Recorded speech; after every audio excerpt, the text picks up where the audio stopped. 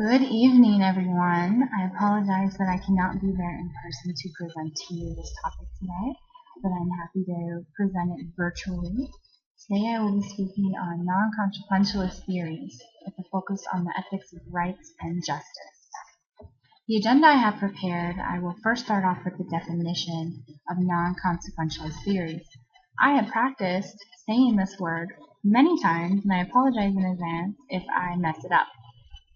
Moving on, after the definition, I will explain the difference between non-consequentialist versus consequentialist theory to give you guys a good overview and to explain what really differentiates both of them. I will then explain natural rights, we'll go into justice, and also justice in the economy, and finish with a conclusion. So let's take a look at the definition of non-consequentialist theories.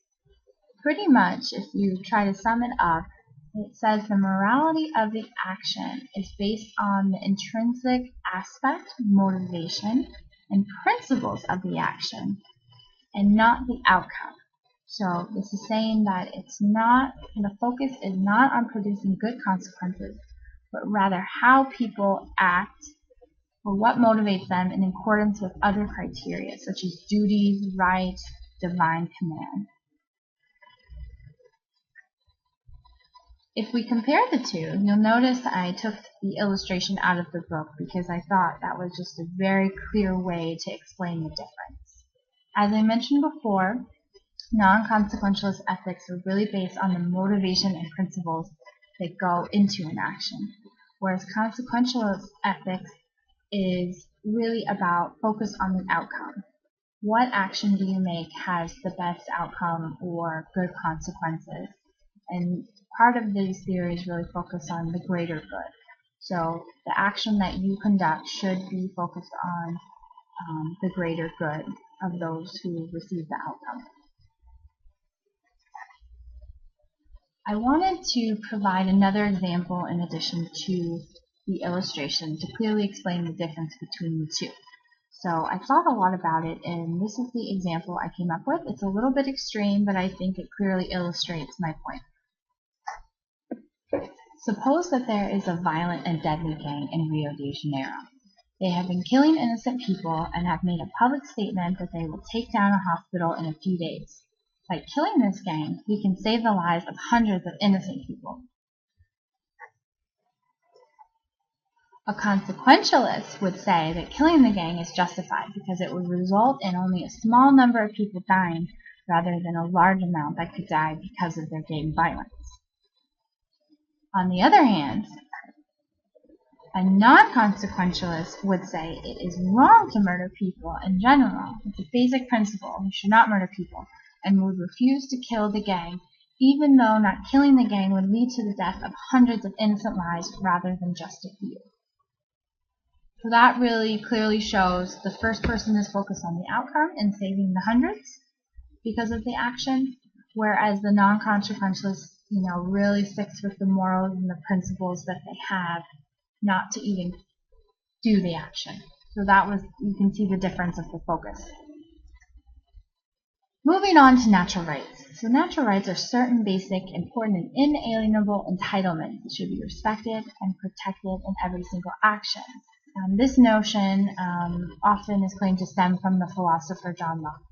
And he says ethical behaviors respect fundamental natural rights, which include the right to life, liberty, and property. I'm sure many of you have heard of that saying before. As society has moved on and we talk a lot about human rights and natural rights, we also say these include freedom of speech, conscience, be able to think on your own, consent, make decisions, privacy. I know in Germany and in the US, these are very hot topics, the right to privacy, especially in the days of internet, and the entitlement to a fair legal process. That is what natural rights are known as today. Justice. So if we take a look at justice, justice can be defined as the fair treatment of individuals in a given situation, with focus on the result that everybody gets what they deserve. So theories of justice, according to Beauchamp and Bowie, can be seen fairness in two ways, because really when we talk about justice, fair treatment, what is fairness? So Beauchamp and Bowie say that there are two ways to look at fairness. One is the focus on fair procedures, which means where everyone has been free to acquire rewards for his or her efforts. This is also known as procedural justice. The other focus is on fair outcomes. So this is determined according to whether the consequences, even if they're positive or negative, are distributed in a just manner, according to some underlying principles such as merit or need. And this is also known as distributive justice. The topic comes up a lot is what does justice mean in an economic context? So John Rawls is known, to sort of help answer that. He wrote The Theory of Justice, and he proposes two criteria on whether an action is just. The first one is each person is to have an equal right to the most extensive total system of basic liberties.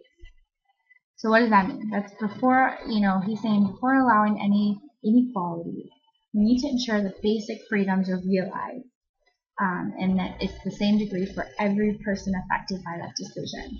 So it's really taking a look at basic human rights in this one. And the second one is saying social and economic inequalities are to be arranged. So they will occur, so they need to be arranged in two ways. One, to the greatest benefit of the least advantaged.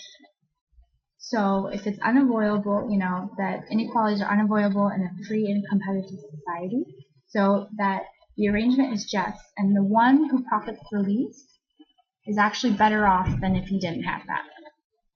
And B, is attached to offices and positions open to all under conditions of fair equality and opportunity. So if there are prestigious positions, such as president or senator, everyone should be able to apply and have the opportunity to climb the social ladder. So in conclusion, non-consequentialist theories based on moral judgment and the underlying principles of the decision-maker's motivation. They differ from consequentialist theories because they focus on motivation principles and not the consequences. Natural rights are basic, important, and inalienable entitlements such as the right to life, liberty, and property. Justice is the fair treatment of individuals and the focus on fair procedures and outcomes. And with that will sort of summarize the message that I wanted to get to you in this short time. Thank you for your attention. I apologize again for not being there, and I am open to any questions. Thank you.